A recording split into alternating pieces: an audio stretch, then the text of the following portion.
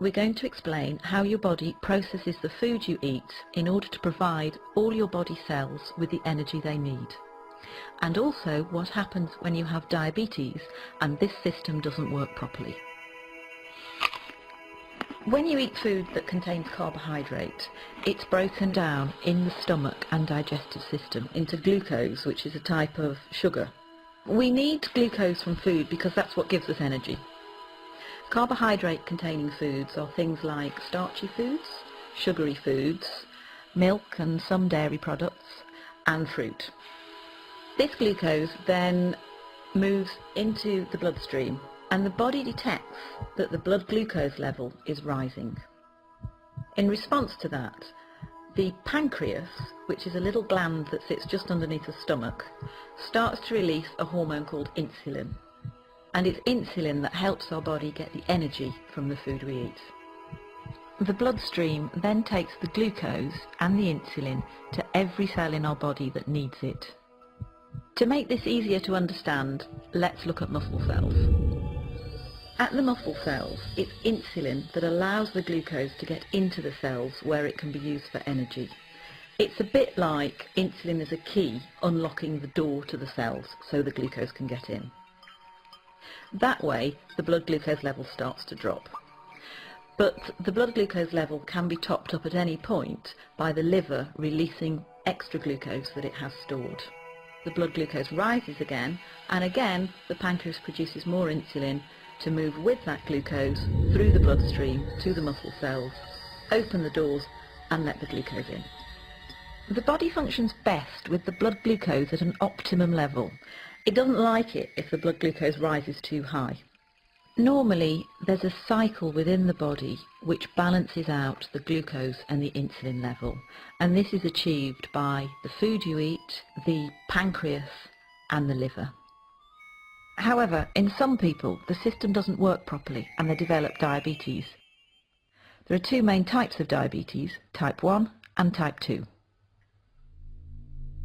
In type 1 diabetes, the body isn't making any insulin at all. This is because of an autoimmune response whereby the body has destroyed the insulin producing cells in the pancreas. We don't entirely know why that happens in some people and not in others. Type 1 diabetes accounts for about 15% of all cases. It's most often found in the under 40s and it's by far the most common type of diabetes found in childhood. In type 1 diabetes, the carbohydrate containing food is broken down into glucose as normal. That glucose then moves into the bloodstream. Normally the body would produce insulin to let that glucose into the cells, but in type 1 diabetes there is no insulin being produced, so the glucose can't get into the body cells at all. So the level of glucose in the blood rises and rises. The body tries to lower the level of glucose, it tries to get rid of the glucose through the kidneys. That's why people who have undiagnosed type 1 diabetes tend to go to the toilet a lot to pass urine. As the kidneys filter the glucose out of the blood, they also take a lot of water with it, so the person with diabetes will get very thirsty. The urine contains a lot of glucose and that creates an environment where it's quite easy for bacteria to thrive, so it's also quite common to get thrush or genital itching. In the same way, the blood contains a high level of glucose as well, so more bacteria than usual will tend to breed in flesh wounds and they might be slow to heal. Glucose can also build up in the lens at the front of the eye, causing the liquid in the lens to become cloudy. That can mean that some people with undiagnosed type 1 diabetes can have blurred vision. Because the glucose can't get into the cells to be used for energy, somebody who's got undiagnosed type 1 diabetes is going to start feeling very tired, lethargic and unable to sort of go about their normal daily routine. But the body still needs an energy source in order to work properly. So what it does is it starts to break down its fat stores, and that can lead to weight loss.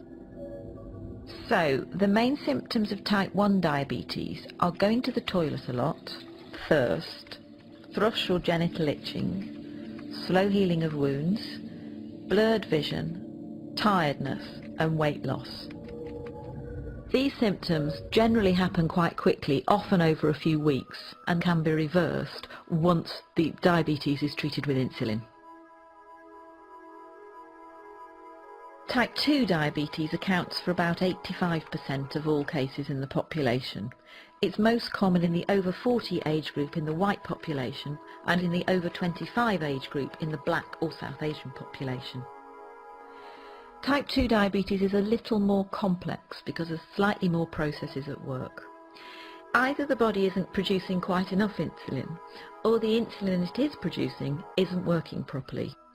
That can be due to being overweight, because a build-up of fat can stop insulin doing its job properly, but it can also happen in people of a healthy weight. So in type 2 diabetes, the carbohydrate containing food is broken down into glucose in the stomach and digestive system as normal. That glucose then moves into the bloodstream. The pancreas starts to produce insulin, which moves with the glucose through the bloodstream to all the body cells which need glucose for energy. However, the glucose can't always get into the cells because the locks to the cell doors have become furred up with fat deposits. That means that the insulin can't open the cell doors properly. So the level of glucose in the blood continues to rise. In response to this, the pancreas produces even more insulin. So the blood glucose levels continue to rise and the insulin levels continue to rise. This situation is further complicated by the cells, who are desperate for energy, sending out emergency signals to the liver to release stored glucose.